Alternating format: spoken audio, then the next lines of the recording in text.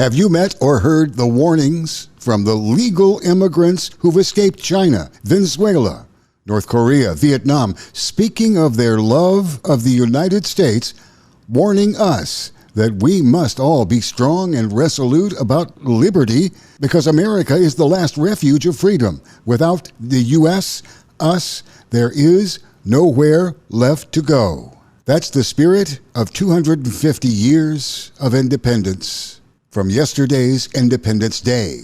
Fireworks celebrations lit the skies across the East Coast and Midwest, even as there were no lights in some homes, as possibly millions of people were without electricity because of strong storms and a blistering heat wave. Hardest hit were Michigan and Pennsylvania, each of which had about 250,000 utility customers in the dark after sundown on Saturday. New Jersey had 150,000. Maryland, New York State, Missouri also have power outage numbers approaching 100,000 by dark Saturday, and worrisome if you consider that power outages are measured by electricity customers, one customer listed for each home and business address. So in the case of homes, you might say more than 2 million people were without power.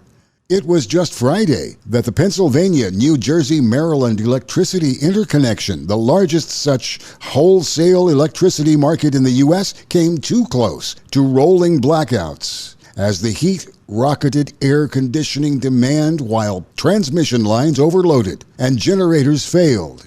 But freedom was celebrated on the 4th of July, Independence Day, all across America and even in Britain, where there were small ceremonies celebrating the United States of America.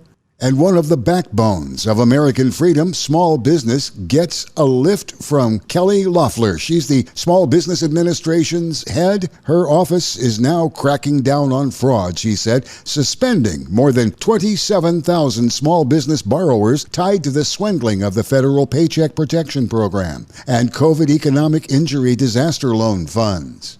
But of course, freedom isn't free. The United States is warning the nation of Poland that Russia plans attacks, that the British press today is calling a provocation against Poland is in the works. Poland is a member of NATO in order to test whether NATO has the will and the military and the ability to retaliate. Well, Russia wants to see what NATO would do if it attacked a portion of Poland. Russia already has tanks and bombers and high-quality technology, underground bunkers ready to be used against the Baltic states of Lithuania, Latvia, Estonia, all north of Poland. And Poland, of course, shares a border with Ukraine and Russia's close military ally, Belarus, Belarusia, if you will. The threat appears real and imminent. I'm Mike Shiloh, NEWSMIKE.